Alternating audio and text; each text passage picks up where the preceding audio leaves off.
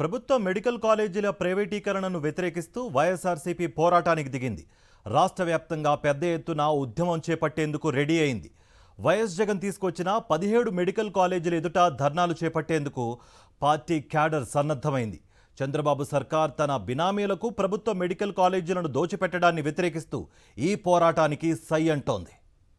100 ఏళ్ల చరిత్రను తిరగరాస్తూ పేద మధ్యతరగతి ప్రజలకు సూపర్ స్పెషాలిటీ వైద్యాన్ని అందుబాటులోకి తీసుకురావడంతో పాటు వైద్య విద్యను అందరికీ అందేలా ఏకంగా 17 మెడికల్ కాలేజీలను వైఎస్ జగన్ తీసుకువచ్చారు. ఇప్పటికే అందులో 6 మెడికల్ కాలేజీలు అందుబాటులోకి కూడా వచ్చాయి. వైఎస్ జగనే స్వయంగా విజయనగరం, రాజమండ్రి, ఏలూరు, మచిలీపట్నం, నంద్యాల మెడికల్ కాలేజీలను ప్రారంభించారు కూడా. అవి నేడు ఆయా ప్రాంత ప్రజలకు ఎంతో మేలు చేకూర్చుతున్నాయి. అయితే తర్వాత విడతల్లో నిర్మాణాలు పూర్తి చేసుకుని ప్రజలకు అందుబాటులోకి రావాల్సిన మెడికల్ కాలేజీలపై చంద్రబాబు కక్షగట్టారు. ఏకంగా 10 మెడికల్ కాలేజీలను ప్రైవేటు వ్యక్తుల చేతిలో పెట్టేందుకు సిద్ధమయ్యారు. పీపీపీ విధానం పేరుతో ఈ దోపిడీకి తెరలేపడంపై వైఎస్ జగన్ ఆగ్రహం వ్యక్తం చేశారు. తిరిగి తాము అధికారంలోకి రాగానే వాటిని ప్రభుత్వపరం చేస్తామని కూడా హెచ్చరించారు.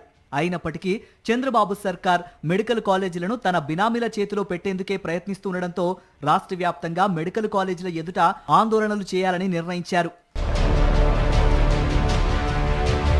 భారతదేశ చరిత్రలో ఎవరూ ఎప్పుడూ తీసుకురాలేనంతగా ఏకంగా 17 మెడికల్ కాలేజీలను తెచ్చి సంచలనం సృష్టించారు వైఎస్ జగన్. విడతల వారీగా వాటిని నిర్మించి ప్రజలకు వైద్య సేవలు అందించేలా చేశారు. మరోవైపు మెడికల్ సీట్లు కూడా పెద్ద సంఖ్యలో రావటం వల్ల ఏపీలో పేద మధ్యతరగతి కుటుంబాల పిల్లలు ఎలాంటి ఆటంకాలు లేకుండా వైద్య విద్యను చదువుకోవాలన్నది వైఎస్ జగన్ ఆశయం. కానీ తప్పుడు హామీలతో అధికారంలోకి వచ్చిన చంద్రబాబు మెడికల్ కాలేజీలను మూటగట్టి తన బినామీల చేతిలో పెట్టాలని నిర్ణయించారు. దీంతో మళ్లీ మెడికల్ మాఫియా పురుడు పోసుకుంటుంది. కాలేజీలు దక్కించుకున్న యాజమాన్యాలు ఇష్టారాజ్యంగా ఫీజులు వసూలు చేయటం ద్వారా పేద మధ్యతరగతి ప్రజలు ఈ ఆసుపత్రులలో అడుగు పెట్టాలంటేనే ఆస్తులు అమ్ముకునే దుస్థితి ఏర్పడుతుంది.